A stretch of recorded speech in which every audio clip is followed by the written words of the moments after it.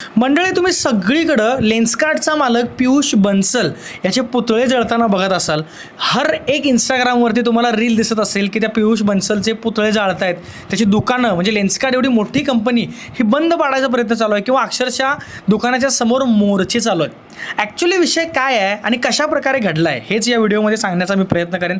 नमस्कार, मी सर्वेश तुमचा यजमान स्वागत करतो आजच्या या व्हिडिओमध्ये. शब्द वेळेवर जर नवीन असाल तर नक्की सबस्क्राईब करायला विसरू नका. तर मंडळी, विषय असा आहे की लेन्सकार्ट सारखी मोठी कंपनी ज्याचा मालक पियुष बन्सल आहे यानं एक धार्मिक गोष्टींच्यामध्ये जरा कॉन्ट्रोवर्शियल गोष्टी बोलल्यात एवढं आपल्याला माहिती होतं. पण इन डिटेल स्टोरी काय होती किंवा काय आहे हे या व्हिडिओमध्ये जेवढं आपल्याला कळालं आहे तेवढं मी तुम्हाला सांगतो. सगळ्यात पहिली गोष्ट हीच आहे की लेन्सकार्टला लोक आज शिव्या देतात.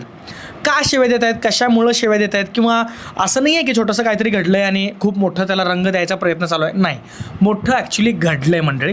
कारण लेन्सकार्टचा मालक जो आहे पियुष बन्सल यानं नुकतंच आपल्या लेन्सकार्टच्या स्टोअरमध्ये काम करणाऱ्या कर्मचाऱ्यांसाठी म्हणजे स्टाफसाठी काही रूल्स अँड रेग्युलेशन हे बनवले. आणि ते जेव्हा पब्लिश झाले तेव्हा भरपूर लोकांना त्या गोष्टींचा राग आला. आता ते काय होतं तर त्याच्यामध्ये असं क्लिअर लिहिलं होतं की बिंदी, तिलक, हिजाब यासारखे धार्मिक जे म्हणजे कपडे असतात किंवा धार्मिक ज्या गोष्टी असतात, सिम्बॉल असतात, या गोष्टींच्यावरती रोख आणण्याचा किंवा बंदी आणण्याचा प्रयत्न लेन्सकार्टच्या मालकाकडनं व्हायला लागला आहे. अशा प्रकारचं नॅरेटिव्ह संपूर्ण बाहेर आपल्या भारतामध्ये, महाराष्ट्रामध्ये पसरलं गेलं. त्यामुळेच लोक आक्रमित झाली. तर ते गाईडलाईन काय होती तर स्टाफसाठी गाईडलाईन अशी होती की टीका, बिंदी, कडे आणि धागे वगैरे जे आपण बांधतो हे आपण वापरू शकत नाही. आपण म्हणजे लेन्सकार्टमध्ये जे स्टाफ काम करतात ते काम करणार आहे. तर क्लिअर लिहिलं होतं की टीका म्हणजे आपण जे लावतो, टिळा म्हणा, टीका म्हणा, ते टीका असेल. बिंदी असेल म्हणजे टिकली असेल. त्यानंतर कडे, हातामध्ये जे वेगवेगळे आपण कडे घालतो किंवा जे धार्मिक आपण दोरी वगैरे बांधतो हे सगळं अजिबात अलाउड नाही आहे. अलाउड काय काय सांगितलं होतं तर हिजाब आणि कुठंतरी लिहिलं की पगडी देखील अलाउड होती, पण ब्लॅक कलरची.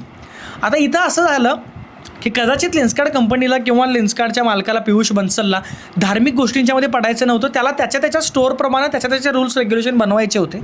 पण चुकून अशी गोष्ट घडली की ते बनवता फॉर एक्झाम्पल आपण ह्याचं एक्झाम्पल घ्या की हिजाब जे असतं ते ब्लॅक कलरचंच असतं. त्यामुळे या गोष्टींच्यावरती भरपूर जास्त तेढ निर्माण झाली आणि तेढ निर्माण झाल्यामुळं लोकांचा संताप हा अनावर झाला. भरपूर सगळ्या संघटना असतील, भरपूर सगळे ग्रुप्स असतील, भरपूर लोक पर्सनली असतील ह्या गोष्टीचा विरोध करायला लागले. ते हेच म्हणायला लागले की बाबा, तुम्हाला जर हिजाब आणि पगडी तुम्हाला जर अलाव असेल म्हणजे घालायला परमिशन असेल तर तुम्ही टिळा, टीका असेल, बिंदी, कडे, धागे या गोष्टींना विरोध का करताय.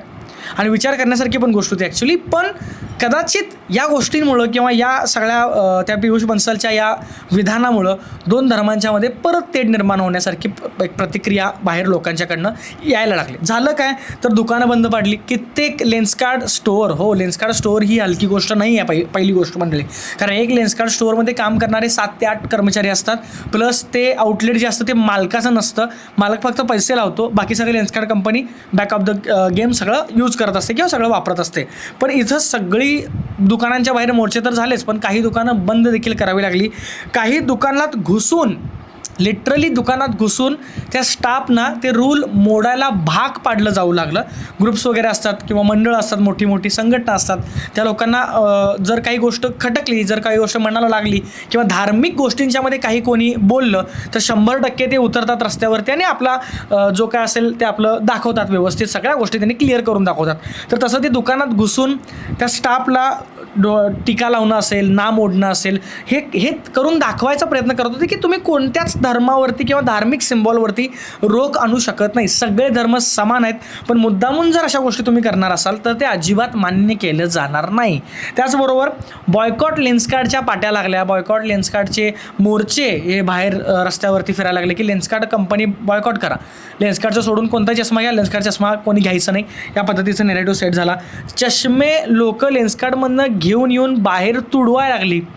ते पोस्टर जाळायला लागले, पुतळे जाळायला लागले. लेन्सकार्टच्या पाट्या ज्या असतात बाहेर दुकानच्या ते काढून जाळण्याचा प्रयत्न करू लागले.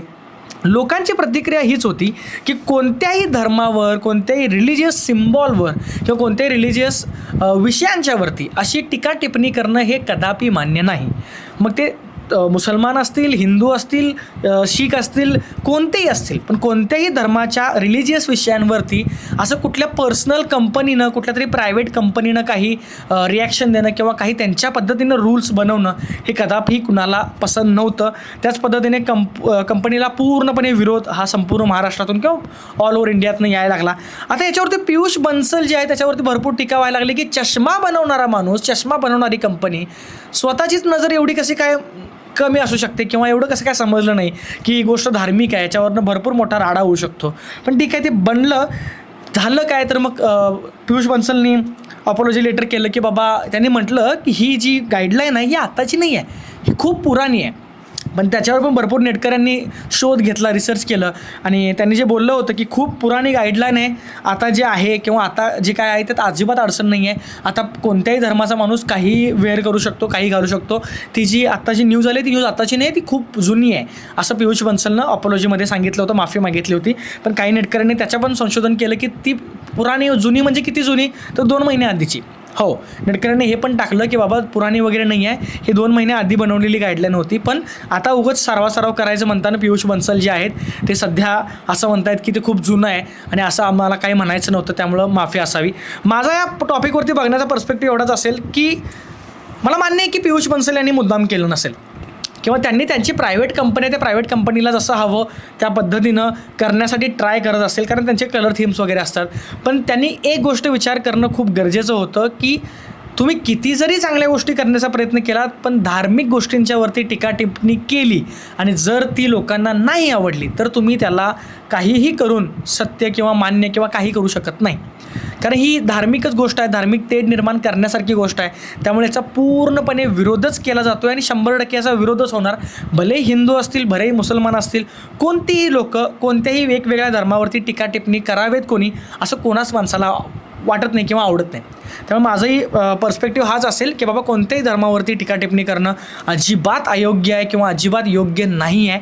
त्यामुळे 100% लोक जे विरोध करतायत आपण पण त्याच्या समर्थनामध्येच असेल, जेणेकरून या सेन्सिटिव्ह विषयावरती कोणीही उठून आपल्या प्रायव्हेट कंपनीमध्ये काही असे रूल्स बनवेल की जेणेकरून 2 धर्मामध्ये तेढ निर्माण होईल, असं कदापि मान्य नाही.